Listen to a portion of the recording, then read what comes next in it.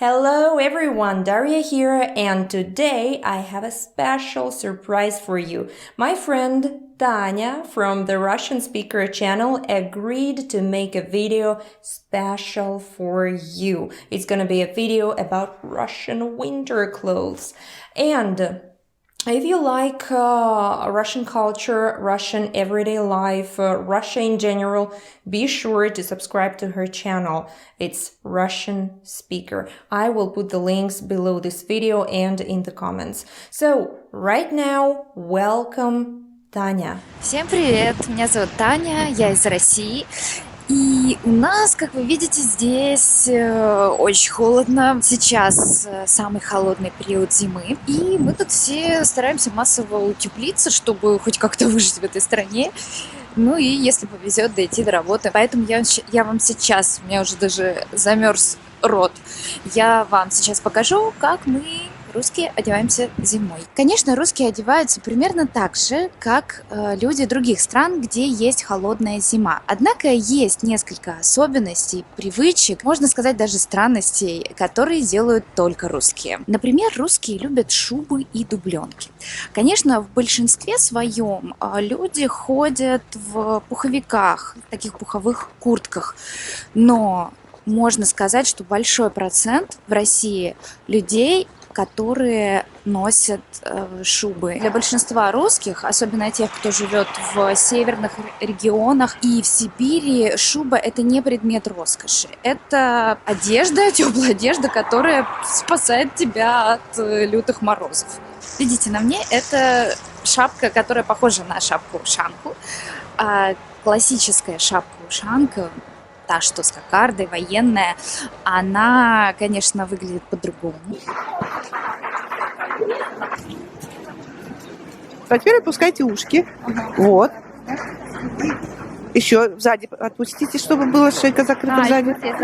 Да. Вот. Теперь завязывайте. Они в обычных магазинах не продаются. Это или военторг, или сувенирная продукция, да. Все иностранцы думают, что русские практически все ходят в шапках-ушанках, но на самом деле это не так. Я бы сказала, что иногда можно встретить людей, которые носят такую шапку. И это жалко, потому что она действительно удобная, теплая. Если вы, ребят, когда-нибудь интересовались Россией, наверняка вы знаете, что такое валенки. Это такие теплые войлочные сапоги. И у иностранцев они связаны напрямую с Россией. Однако сейчас валенки никто не носит практически. И в городах никто не носит валенки. Как вы видите, я тоже не ношу валенки, потому что есть более удобные, практичные аналоги. Валенки, пожалуй, носят только лишь в деревнях и люди на дачных участках, у кого есть земельные участки. Например, моя мама носит валенки. Валенки, которые носят в сухую морозную погоду. Эти валенки очень удобны для работы по хозяйству, для длительных походов. Нога всегда останется сухой. Я вам сейчас покажу те вещи, предметы одежды, которые знают абсолютно все русские. Та-дам! Это колготки. Вторая вещь – это ритузы. Они на самом деле выглядят точно так же, как колготки, только у них нет носка. И третья вещь – это трусы с начесом. И, к сожалению, я вам не покажу, потому что у меня их нет. Вы, наверное, догадались, что колготки – это предмет нательной одежды.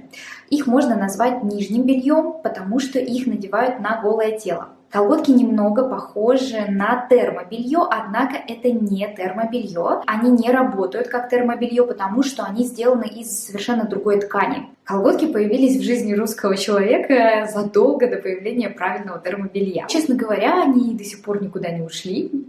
Очень многие русские носят их, женщины носят, дети вообще все поголовно носят колготки. Под штанами, под джинсами все носят колготки. Не носят колготки лишь русские мужчины. И вообще они считают это позорным носить колготки. Я не знаю почему. Потому что вот русские мужчины, они такие своеобразные. Они носят что-то вроде кальсон или ритус, или вот это правильное термобелье, но колготки нет. Это не для русских мужчин. Трусы с начесом – это такое выражение. Его можно использовать в отношении любых теплых трусов, сшитых из теплой ткани или же из шерсти. Это такая вот шерсть, которую можно начесать. Действительно были такие трусы. Но сейчас с появлением специальных термотрусов их необходимость практически отпала, и трусы с начесом не продаются.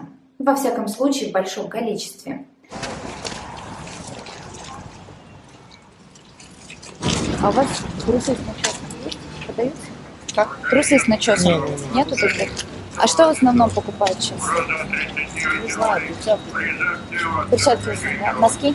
Однако это выражение «трусы с начесом» сохранилось, и его можно использовать, и русские его используют в отношении любых теплых трусов. Русские дети носят варежки на резинке. Очень многие родители привязывают к варежкам резинку, и эту резинку привязывают к петельке на куртке. Варежки продевают в рукава, и таким образом варежки никогда не теряются, они все время при ребенке. Я не знаю, делают ли так родители в других странах, но в России это очень популярно. Этот обычай пошел с советских времен, когда купить что-то взамен потерянного было сложно. Еще один русский лайфхак, как утеплиться зимой, это теплые стельки. У меня вот такие есть шерстяные, а есть еще войлочные. Они очень популярны в России из войлока. И они продаются в большом количестве во всяких переходах метро, в подземных переходах, на улицах. Их много где продают, и такие стельки можно просто положить в свою обувь зимнюю и будет теплее значительно. That was it. I hope you enjoyed. And Tanya, thank you very much for making this video for my viewers, for my subscribers.